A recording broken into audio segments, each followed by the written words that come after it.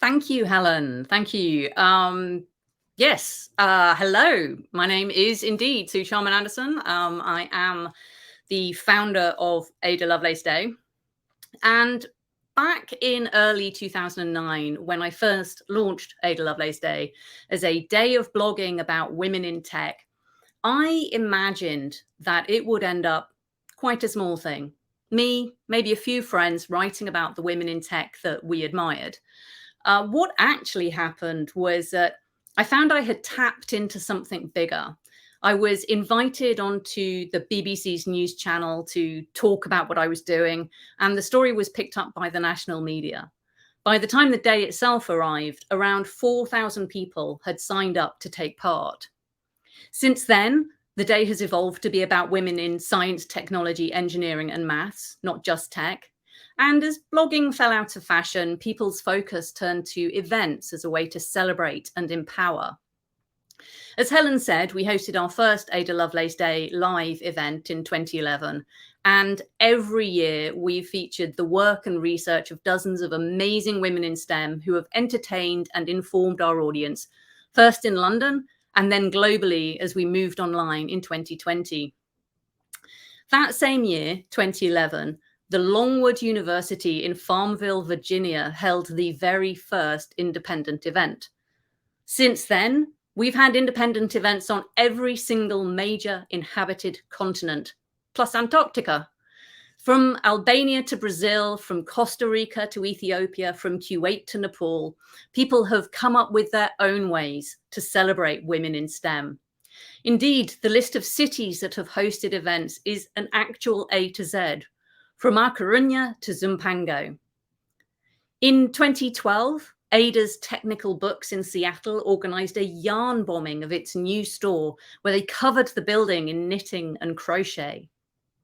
2015 was Ada Lovelace's bicentenary, and we saw 188 independent events celebrating her birth. One of those was hosted by the Science Museum in London, and their exhibition featured some of her letters, notes, and portraits. In 2017, Francis Ford Coppola's winery created an Ada Lovelace gin as part of their Great Women Spirits range and launched it with an event on Ada Lovelace Day.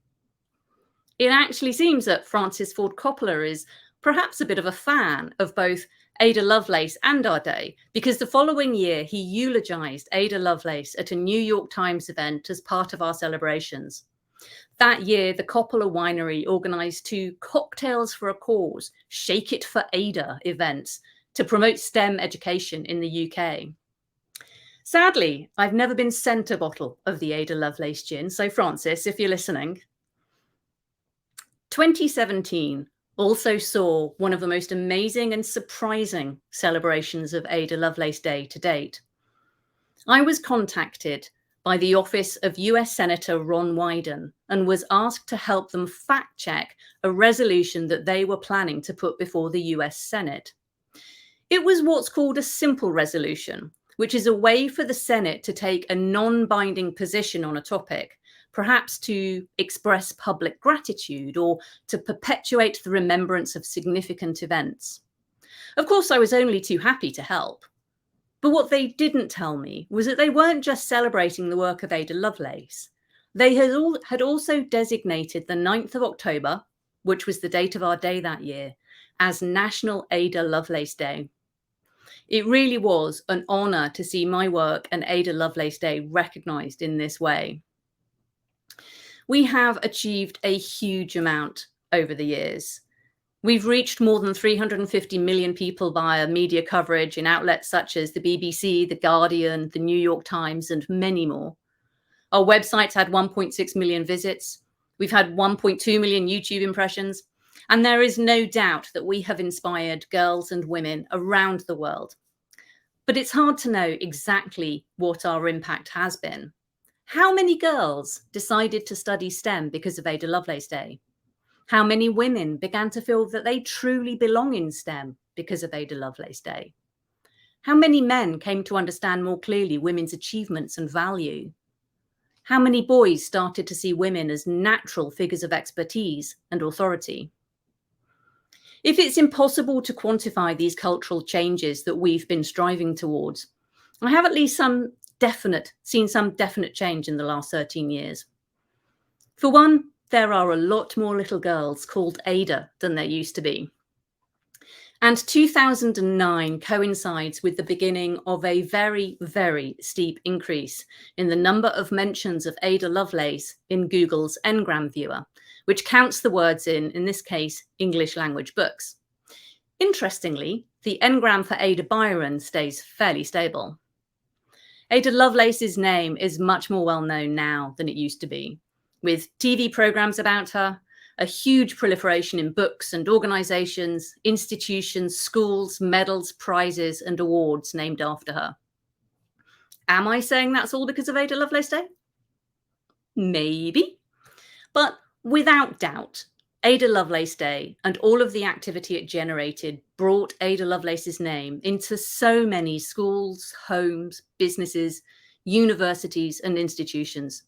So many more people now know her name and achievements than did in 2009. But there is still so much more left to do, so much more work to recognize and highlight women's achievements, to combat sexism, prejudice, and unconscious bias against women, to create a world where women know that they belong in STEM. There is a baton to be passed. But who to pass it to? When I started Ada Lovelace Day, there was nothing else around like it. There were professional and learned societies that supported their female members, like the venerable Women's Engineering Society, which started in 1919. There was the British Computer Society's BCS Women, founded by the fabulous Dr. Sue Black in 2001. But there was nothing for women like me, nothing that supported women in STEM, regardless of their field or their employment status or their educational level. Ada Lovelace Day became that organization. No matter who you are, where you are, what education you have, what your specialism is, if you are or want to become a woman in STEM, Ada Lovelace Day is for you. Since 2009, of course, a lot more organizations have launched. We have STEMettes and Trailblazers and Black Girls Codes and Develop Her, Nano Girl Labs, the Sisterhood of Native American Coders, Women in STEM Australia, FemAfric Maths, and so many more. I could not possibly list them all. These organizations are mostly run by passionate women who saw a need in their community and stepped up to meet it. Many of them are run on little or no money. But is it right that the burden of women's equality should fall solely on the shoulders of women? Are there other shoulders who should take the load? I believe there are. I believe that business needs to step up to the plate now. Women benefit from all the work that's done to support them in pursuing their STEM ambitions, but it's business that benefits the most financially. There is so much evidence now that businesses with diverse teams perform better, create better solutions to problems, design better products and services. There is so much evidence that gender equality in senior leadership results in businesses that are much more profitable than those with executive teams that are pale, male, and stale. So when organizations like Ada Lovelace Day encourage girls to get into STEM and stay there, it's industry that benefits from those skills, from the novel perspectives those women bring to the table. It's industry that makes money from their inventions and discoveries and all the work they put into busting stereotypes and fighting their way to the top. And it is industry that has not been paying its way. So it is industry that needs to pick up the baton and run with it. This is my message to every founder, CEO, president, executive director, marketing director, and senior leader in every single science, technology, engineering, and maths related business. You need to spend more money. I promise you it will be worth it. The money you spend on gender equality is an investment which will return dividends. So take a look at how you recruit, train, and develop women in your company. There are always improvements to be made, but to do that, you will need to spend more money. Are you offering mentoring? Mentoring, again, supported by decades of evidence, but it needs to be done right with structure and training and support. And to do it right, you will need to spend more money.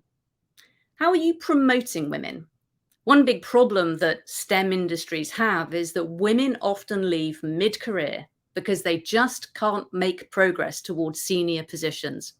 They love their work, yet they are forced out. That's a solvable problem. You will definitely need to spend more money on that one. And what are you doing to support the women in your community? What do you actually give back to your community when you celebrate Ada Lovelace Day? You know what I'm going to say. Spend more money. Spend money on your staff. Spend it on removing the structural barriers that women face. Spend it on your community. Spend it on the many grassroots organizations who are doing amazing things on a shoestring. Ever since 2009, Ada Lovelace Day has been run on a shoestring. This year, that shoestring broke. Don't let that happen to other organizations who are working hard to support the women in their communities to fulfill their potential. Because somewhere out there is the next Ada Lovelace. Don't let her genius slip away. Thank you.